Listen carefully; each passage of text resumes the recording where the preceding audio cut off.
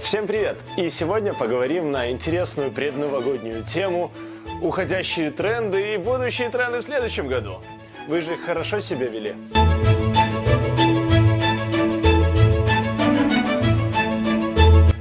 Что у нас произошло за прошлый 2021 год, уже практически прошлый? Вот.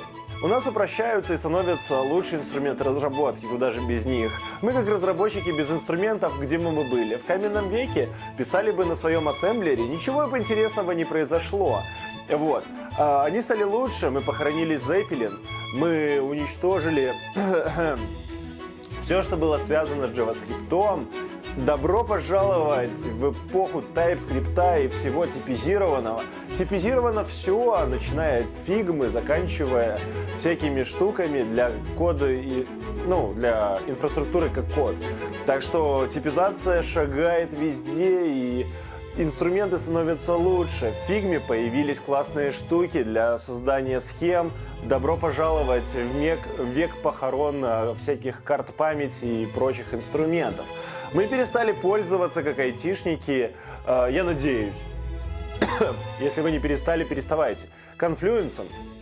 Вот, мы движемся в эпоху ноушенов, и Notion становится умнее, в нем появилась API, с ним можно интегрироваться. Даже Excel уже не тот. Казалось бы, что может потеснить Google Excel, а вот Airtable практически смел его нафиг, потому что туда можно подвозить плагины, он, смотрите, какой большой, интересный, и там очень много всего классного, и в нем недавно подвезли, что правильно, страницы. Теперь не просто можно программировать и делать практически все, что мы привыкли делать кодом в Airtable, но и в целом оформлять это красиво. Так что, я думаю, у Airtable большое будущее, если у них хорошие ребята в команде. Также произошло и с другими проектами, стали такие популярные продукты, как Boarding Products. Что это такое? Это продукты для организации совместной работы через интернет. Что это может быть? Да даже совет директоров уже можно оцифровать. Это могут быть диаграммы, схемы, документы, подписи, всякие согласования, видеосозвоны и прочее. Инструментов становится все больше и больше и больше, они становятся удобнее. Microsoft Teams перегруженный умирает, да, то есть продукты, каждый решает свою одну проблему. Не все проблемы на земле, так что Microsoft, задумайтесь, не делайте монстров. Вот. Также, помимо инструментов, распределенная инфраструктура очень сильно растет и развивается. Я уже говорил, но инфраструктура как код стала де-факто стандартом. Если раньше надо было разбираться и с калькуляторами считать, сколько Amazon с вас спишет денег или как он вас разведет в пиковые нагрузки на бабло, то теперь это можно описать схемой, хотя бы визуально видеть через блок какой-то кода или структуры, что там происходит и сколько это будет стоить. И можно как-то быстро менять и видеть историю. И это становится де-факто стандартом для индустрии, плюс-минус позволяет даже такому профану в девопсии, как меня, легко этим всем начинать пользоваться и радоваться. Тот же Pulumi уже стал достаточно раскрученным. Вот. Немножко изменилась разработка, да, если раньше мы говорили Express, там JavaScript, React, Angular, туда-сюда, всякие другие штуки, jQuery, то потихонечку мы идем к тому, что у нас де-факто два фреймворка основных и немножко Vue.js, вот, который там что-то барахлится, старается, придумывает классные идеи, их отлично интегрируют во все остальные фреймворки. Так что молодцы, ребята из Vue, старайтесь, а мы будем пользоваться более стандартными и проверенными вещами на большем количестве разработчиков. Вот. Так что инфраструктура развивается и развивается стремительно. И это позволяет нам радоваться классным качественным фреймворкам. Nest.js завоевал популярность среди бэкэнд-разработчиков на JavaScript. И это круто, потому что это позволяет делиться модулями, кодом и очень легко строить бэкэнды. Это круто, это очень-очень нужно было бы в прошлом году. Так вот, также 5G вышки позволяют нам, и притом, если вы помните, их вкалывают уже просто в людей, чтобы интернет был вообще широкодоступный, ширококанальный. Это позволяет нам окунуться в эпоху интернет-вещей. Что это значит? В 5G мы можем просто огромные объемы данных закидывать. И хорошо, что протоколы успевают HTTP 3, 4, какой он там следующий, да, следующий после второго. Quick, я уже не помню, как его там обозвали, но в любом случае это позволит нам более быстрее доставлять очень важные и смешные картинки в ТикТоке, видосы нашим потребителям, то есть нашим пользователям интернета. И это здорово, и 5G позволяет еще не просто это все как-то упорядочить. Даже спутники, Маска позволяют окунуться в эпоху, когда на заводах всякие заводские ребята, которые делают нам наши любимые гаджеты, собирают китайскими ручками, вот, позволит им решить важные проблемы с экологией, с климатом, с пожарами, с безопасностью, улучшить вообще организацию заводов и производств. А это не только всякие детали, это также продукты. Датчики становится легко делать, легко их объединять в сети, легко управлять распределенной системой. А это очень круто, и это стало очень доступно для нас, обычных разработчиков, не просто каких-то ребят из Гарварда или Гиплюща. Также интересно, АИ уже в каждом кармане, да, то есть Siri. У меня дедушка пользуется Алисой с бабушками, вот. Это все стало супер доступно. Даже аудиопомощник Олегу для вызовов позволяет решать достаточно бытовые типовые задачи, когда вас спамят и всяким фуфлом зазванивают, позволяет отвечать, и здорово, да. Тинькофф, молодцы, хорошая идея, плохая реализация. Ну, потому что я в Беларуси не могу этим всем пользоваться, ну, как-то, ну, как бы, почему бы не вообще в отрезе от России это все сделать? Но в любом случае, АИ-кейсов становится больше, это все доступно, то есть в целом можно брать в open source и делать, что люди и делают, да, то есть я недавно общался с ребятами, которые из open source собрали, по сути, Google переводчик, а вы знали, что на переводах можно очень много зарабатывать, и машинные переводы промышленных объемов текста стоят дорого, вот, и такие кейсы можно решать уже обычными разработчиками, обычной командой, и это супер-пупер круто. Так что мы движемся в эпоху, когда АИ уже в каждом кармане, и каждый разработчик уже может что-то с этим делать, не обязательно суперумный. Так вот, что еще интересного стало? Блокчейны везде, доверие к технологиям здорово. Конечно, мы получили, что мы получили? То есть мы получили и скамы, и всякие кучу людей просрали денег. Но в любом случае, как технология, она хорошо обкаталась, и банки начали решать бытовые вопросы. Ну, не только банки, а такие крупные банки, как Bank of America, почему-то он второй в номере. Есть еще другой банк, нью-йоркский, который начал решать такую типовую проблему, как клиринг между государствами, да, то есть если у меня банк, например, в Германии, банк в Америке, мы должны друг другу денег, то эти вопросы решаются с помощью блокчейна, ну, не такого блокчейна, как биткоин, но с помощью блокчейн-технологий эти вопросы решаются, это позволяет отказываться от свифта, что в конечном итоге позволяет запустить быстрый обмен деньгами. В чем прикол? В том, что если вы вдруг не знали, большие суммы, такие как миллионы долларов, в целом это такой ручной режим, то есть какой-то человек говорит, да, ему можно, да, нет, ему нельзя. То есть, когда мы маленькие транзакции делаем, всем пофиг. Вот, но когда мы начинаем делать большие транзакции, деньги идут очень медленно. И в этом проблема, потому что надо много денег большим компаниям, чтобы быстрее решать свои вопросы, и это вот так все устроено. Это мы проговорили то, что было. Давайте окунемся и пофантазируем, а что же нам принесет год 2022, и порадуемся, и с хорошим настроением пойдем дарить всем подарки. Подарков много. Так.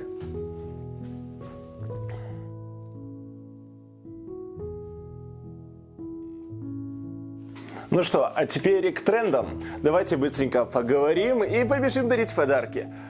Смотрите, все больше и больше хакеры используют искусственный интеллект, и мне нравится, когда инструменты использовать не по его назначению. В 2022 году, я думаю, этого еще будет больше. Ну, к примеру, зачем, например, в блокчейне взламывать блокчейн, когда можно перебирать сидовые фразы и найти кошелечек с большим количеством денег? Это выглядит куда как более решабельнее. Или дипфейки, или можно эмулировать голоса, или как-нибудь взламывать там отпечатки пальцев, фотки. Видели всякие кейсы, когда Face ID эмулируют и так далее, и так далее. Это две технологии, которые всегда будут противостоять. Кто-то придумывает защиту, кто-то придумывает способ ее обойти, все более и более изящнее, элегантнее, лучше и так далее. Так что в следующем году хакеров прям будет много возможностей. Big Data как тренд. Big Data, в чем суть Big Data в 2022? Все очень просто. Есть разнородные источники данных, и становится все больше и больше. Мы все больше заливаем в интернет фоточки, приватные фоточки, контакты, карточки, все-все-все, где мы находимся, геоданные, всякие информацию на работе, трекеры, датчики, роботы-пылесосы, все это куда-то улетает в интернет. Теперь вопрос, можем ли мы, объединяя разные источники данных между собой, соцсети и не только, наши персональные данные, получать какую-то полезную информацию и строить вокруг этого новый бизнес. Оказывается, можем, и вокруг этого растет спрос, да, то есть у больших компаний, у которых уже накопилось производственных данных очень много, у одних, у других компаний, они пытаются получить новое что-то, еще какую-то фишечку, еще какое-то преимущество, еще что-то. И это только будет продолжаться. В связи с этим растет спрос на поиск неожиданно. Казалось бы, вот Google, Яндекс придумали поиск, ого-го, они все могут найти. Все да не все. Нам нужны поиски внутри наших систем. Да? То есть, если Яндекс и Google это снаружи, нам надо внутри наших программ, которые мы разрабатываем, все более и более продуманный поиск, продвинутый. Потому что наши программы становятся больше, и по ним навигировать становится все более и более востребовано. Уже не устраивает. Я не говорю про программы маленькие приложения, тиктоки, судоку и так далее, что люди делают. Я говорю про настоящие приложения, которыми люди пользуются на работе. Сами системы так или иначе растут в ширину, в высоту, в глубину, и по ним надо быстро навигироваться и искать, и это очень важно, потому что инструментов в интернете становится очень много, и можно запутаться, и голова будет болеть, если вы будете постоянно переключаться. Поэтому поиск и быстрая какая-то навигация по данным, которые у нас и так копятся, очень важно. Поэтому спрос на поиски, смарт-поиск и так далее растет, и поэтому проекты как Algolia, Elasticsearch и прочее, они постоянно растут и развиваются и улучшаются. Следите за ними. Вот. Появились метавселенные. Цукерберг придумал что? Придумал. Молодец. Вот. Но метавселенные не только в Facebook история, это история многих других компаний, как Roblox и Minecraft и так далее. Вокруг этих метавселенных растет инфраструктура, и уже вот, если вы туда побежите уже сегодня, в течение следующего года вы можете очень неплохо там занять позицию где-то повыше, как эксперт, который уже в этом всем разбирается и может что-то дать полезно. Потому что вокруг этого выстраиваются бизнесы. Например, вокруг Майнкрафта выстраивается система обучения, детишек учат, они там что-то делают, собирают, люди там собирают всякие логические схемы и так далее. Вокруг этого появляются ценности, они начинают что-то перепродавать и так далее, и так далее. И это все можно как-то развивать, оцифровывать.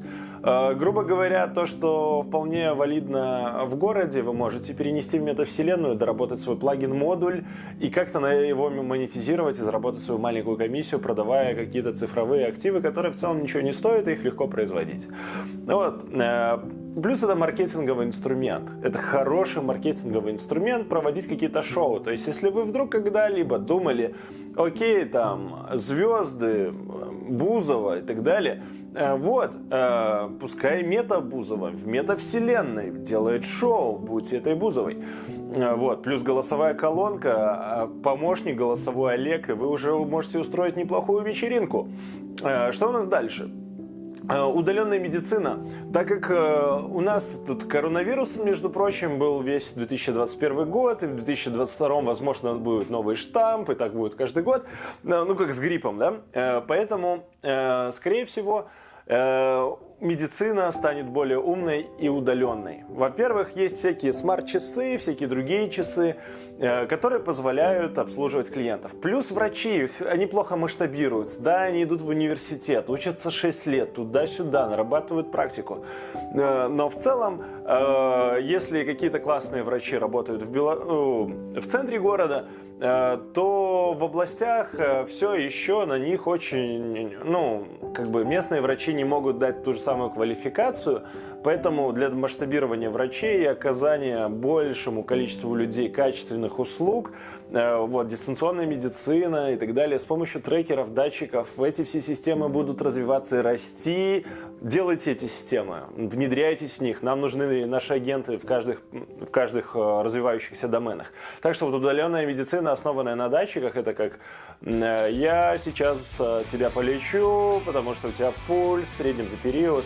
Вот, эти все штуки только будут набирать обороты. Плюс это отличная возможность для всяких фитнес-тренеров с фитнес-браслетами еще как-то что-то там смочь. Вот.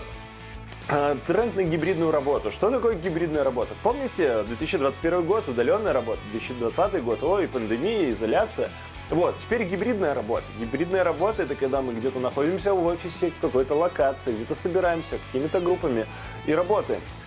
Почему это важно? Потому что не всю работу можно сделать удаленно. Что-то можно, что-то не можно. Даже в IT, где вроде бы все можно сделать удаленно, иногда нужно собраться и погрумить, пообщаться, и в любом случае face-to-face встретиться. То, что даже часто удаленные команды, можете почитать книжку Work, Rework и так далее, ребят, которые придумывали, когда еще не было популярно удаленная работа, про удаленную работу, расписывали свой экспириенс, посмотрите на большие компании. Так или иначе, собираться вместе в одном месте, что-то вместе мастерить очень важно. Оказывается, и люди хотят этого. А компании, они в затруднительном положении. То есть они понимают, как делать работу в офисе. Кое-как многие компании понимают, как делать полностью дистанционную работу. А теперь вопрос, как это все совмещать так, чтобы всех не порвало на части. То есть, типа, я тут дома, а тут я иду работать. Боже, мне уже нужна какая-то дисциплина, какой-то тренер, какой-то там тренер Олег. Тиньков, давайте попробуйте, сделайте матрица. Нам нужно что-нибудь, что поможет людям работать гибридно. Вот. Так что тренд на гибридную работу в 2022 году. Имейте в виду. И интернет-вещи. Опять же, если вы вдруг работаете или ваша деятельность как-то связана с предприятиями, заводами и так далее, датчики, то, что сейчас им нужно, их можно объединять в большие сети, внутри завода можно делать классные штуки. И не только это завод, это могут быть учреждения, это могут быть заведения, это могут быть сами офисы. То есть любое внедрение, слежки, трекеры, какие-нибудь там уровень влажности, освещенности, увлажнители и так далее. То, что Meizu продает для дома, в целом можно масштабировать и продавать для офиса и целого завода. И это очень-очень будет хорошо набирать тренды, потому что каналы связи становятся лучше. Вот, поэтому имейте в виду, это все называется автоматизация рабочего окружения. И она набирает обороты, и потому что инфраструктура уже плюс-минус готова, уже можно. Поэтому имейте в виду, 2022 год можем увидеть очень много интересных проектов, связанных с этим. Конкуренция за технологические таланты. 2021 год показал огромный дефицит качественных, квалифицированных работников. Вот, 2022 год заставит уже компании быть креативными. То есть не просто, сейчас как, давай я больше тебе заплачу, иди ко мне. Ой, я еще больше заплачу, включите сериал «Силиконовая долина», посмотрите, кто-нибудь тебе Lamborghini подарит, чтобы ты на собеседование пришел. Рано или поздно, если так продолжится. Но сейчас, я думаю, это будет более креативная гонка. То есть, возможно, откроются новые направления. Яндекс готовит проекты для обучения кого? Олимпиадников, для того, чтобы их активно сразу загребать в Яндекс. Вот. А почему другие компании простаивают? Давайте-ка соберемся, что-нибудь сделаем. Нам нужны качественные специалисты и уже завтра. Вот. Мы можем их переманивать, мы можем их перевозить откуда-нибудь, мы можем быстро их как-нибудь подготовить креативным способом. Я думаю, мы увидим бум системы образования. Просто вот взрыв, вот такую атомную бомбу в образовании. Так что будем смотреть, как конкуренция за таланты будет развиваться. Она будет очень жесткая в следующем году. Вот. Маркетинг на стриминговые сервисы. Что такое? Что это вообще? Маркетинг, боже. Стриминговые сервисы. Ого, там что? Опять нам Рутуб предложит проходить судоку и квизы для того, чтобы выключить рекламу? Ой-ой-ой. Ну, я думаю, мы увидим что-то более креативное, вот, более интересное, более интерактивную рекламу, какое-то вовлечение, попытка вовлекать в рекламу. Потому что стриминговые сервисы де-факто становятся, по сути, заменителями телевизора, а в телевидении, как мы помним, оно жило что? На рекламе. И рекламодатели никуда не делись, они не умерли, они не динозавры. Мы вроде бы платим, там, условно, Кинопоиску, Амазону, Нетфликсу деньги. Вот. Что они делают? Они туда пытаются еще и рекламу впихнуть. Вот. Я уверен, что этот тренд с маркетингом через сервисы и стриминг будет тоже набирать обороты в каком-либо виде. Возможно, что-то будут предлагать бесплатно, но за рекламу. Или еще как-нибудь они все это обыграют. Но рекламодатели никуда не делись. Вот. Они состоят со своими деньгами, и телевидение, уже выглядит где-то олдскульно, какие-то каналы, вот, ищут новые каналы сбыта и привлечения аудитории. Потому что многие компании остались как бы с дефицитом, и вроде бы после вот всех пандемий, вроде бы в этом спаде многие компании отлично заработали, но другие остались грустные и такие, ребята, мы тоже хотим. Поэтому я уверен, креативные всякие директоры по развитию предприятий, особенно в стриминговых сервисах, видят, как у них трафик увеличился, подумают, как бы на нем еще заработать денег. Поэтому ждем. Короче, из-за вот этой пандемии стал очень дорогой контакт людей, да, то есть мы увидим то, что люди, пожив удаленно, теперь начинают приходить в офис, и потом гибридная офисная работа, контакт вживую с людьми, возможно, будет странный. Возможно, вокруг этого всего появятся новые продукты, которые помогут людям контактировать и общаться. Бум психотерапевтов и всяких таких тренингов, где люди собираются вживую поконтактировать друг с другом. Ну, я имею в виду подержаться за руки, попеть песни. Вот. И внутри IT-культуры это тоже будет зарождаться. Это, по крайней мере, зарождается в виде как совместных поездок и чего-то такого, куда все выезжают в одну локацию, пускай это будет Бали, и вместе что-то делают именно face-to-face, собирая вживую вокруг костра, и так далее, и так далее. Спрос на вот такие услуги или какие-то такие тренды растет. Может, что-нибудь придумаете, сделайте какой-то сервис. Попробуйте. Короче, межличностное общение, оно как бы, имеет место быть. Вот. Я имею в виду живое. Опять же, мы имеем дистанционное, мы имеем гибридное, мы имеем полностью живое. Мы теперь должны научиться общаться с количеством людей, с которыми мы привыкли, как-то вживую тоже, и это важно. Иначе мы будем проседать на рынке и вываливаться. Общение важно, посмотрите мой канал, там видосы есть, да, про вот эти вот все темы. В связи с этим, так как все-таки много людей так или иначе подсело на цифровые продукты, соцсети, тиктоки, ютубы, рутубы и всякую другую шлабуду, вот, будет спрос на цифровой контент. Он уже начинается. То есть у меня есть много друзей, которые уже неплохо зарабатывают на тиктоке. Казалось бы, тиктоки какое-то фуфло, но они реально зарабатывают реальные деньги. Я не знаю, как они это делают, но есть спрос, платят за маркетинг, платят за продвижение, кто-то платит за производство контента. Любая связь с контентом, вообще есть контент-направление, туда сейчас в целом цены растут, спрос растет, на видеоконтент там вообще какой-то бесконечный спрос на монтаж, если вы вдруг никогда не занимались монтажом. Вот там есть огромный спрос, но в какой-то диапазоне цен. Никто не готов платить там триллионы долларов, но все готовы закидывать себя объемом работы, просто делай. Придумай конвейер по производству контента, и ты в золоте. Вот. Так что спрос на цифровой контент еще подстегнется, подрастет, и цена тоже подрастет. Вот. И блокчейн. Давайте немножко про блокчейн. Опять же, это не реклама блокчейна, не вкладывайтесь в биткоин, это глупости и все. Так вот, я про блокчейн как технологию. Блокчейн как технология очень классно ложится на бизнес. как отношения бизнеса и бизнеса, бизнеса и государства, государства и других бизнесов, распределение богатства. Вот мы можем видеть наконец-то прозрачно денежные отношения. То, что раньше подписывается договорами, и ты такой, боже, кто куда чего переводит, хер его знает. Возможно, налоговая знает, налоговая мы тоже не знаем.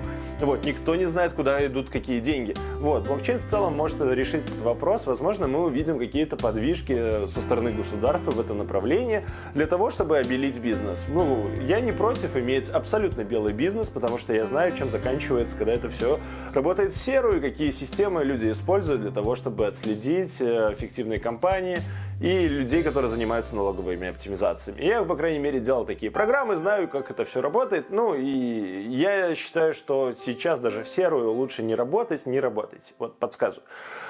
Если вдруг кто не заметил намеков. Вот, работайте в белую. На всякий случай. Еще раз повторю, работайте в белую, потому что за вами следят. И в связи с этим всем, то, что я проговорил, мы должны так или иначе получить тренд на улучшение городской инфраструктуры, то есть жизнь в городе должна стать лучше. Яндекс роботы-доставщики, просто какая-то автоматизация метро, просто какие-то уведомления о событиях в городе, не спам смс-ками от всяких непонятно кого, а именно улучшение логистики, доставки. У меня даже внизу открылась почта, я с Озона из России могу получить на почте прям внизу дома. Я такой, боже, как удобно. И вот, мы получим бум на вот такие сервисы, которые просто улучшают и упрощают рутину именно внутри городской инфраструктуры. Удобнее работать с городом. Город — это тоже площадка, инфраструктура не хуже, чем Netflix или Apple Store или, боже упаси, AliExpress, да, то есть город такая же инфраструктура, такая же площадка для торгов, и ее можно улучшать и дорабатывать для того, чтобы нам было проще и лучше этим работать. Не миллиард вариантов решить одну и ту же проблему одним и тем же инструментом, а один, но рабочий и удобный. Вот. Если мы не получим это в следующем году, этот тренд будет набирать только обороты, то есть это еще внизу. Мы находимся внизу, и оно должно начаться вот-вот. Так что у меня все. Впереди подарки, Новый год. Давайте отдыхать, радоваться тому, какие у нас великие впереди события и как много способов у нас заработать денег и жить супер классно. Просто присоединяйтесь, на канале будет выходить много видосов в следующем году, как минимум 20 видео с Игорем в машине, невероятное шоу, 20 выпусков. Новое шоу Grand IT, где IT и бизнесмены в IT, которые уже преуспели, которые построили что-то, рассуждают о том, что же еще можно, куда еще можно вложить усилия, каких вещей не хватает, как что можно поменять. Grand IT. Не пропускайте, будет выходить отдельное шоу с айтишниками, настоящими, трушными, которые реально делают дело уже сегодня, у них есть свои компании. Вот. Отдельно будут маленькие выпуски с размышлениями, как и выходили. Вот. И где-то 11-12 докладов за следующий год от меня на конференциях, которые я тоже выложу на этот канал. Они будут где-то в районе часа-полтора, так что присоединяйтесь. А следующий месяц, в январь, так как праздники, я, конечно, буду что-то выкладывать, но это будет уже из запасов то, что было раньше. И то, что было классное, но почему-то не попало в объективы этого канала. Я этим поделюсь, чтобы в феврале порадовать вас новым качественным контентом, с хорошим звуком и вообще всем классным. Все новое – это хорошо забытое старое. Вот, поэтому порадуйте своих друзей, пришлите всем хорошего настроения, особенно людям, которые вас поддержали, помогли в уходящем году. Не забудьте про них, это очень важно. Напишите им, вспомните всех, кто вам помог, сказал хотя бы вам хорошие слова. Напишите, потратьте 5 минут. Вот. Особенно родственникам, даже тех, кого вы как бы не особо любите среди родственников, но они же ваши родственники. Вот. Поэтому подарки, радости и отдыхайте. Отдохните хорошенько и встретимся уже в следующем году. Счастливо! Пока! Да, не забыл сказать. У нас же тут праздники. И не работайте в IT. Вот, не работайте в праздники в IT.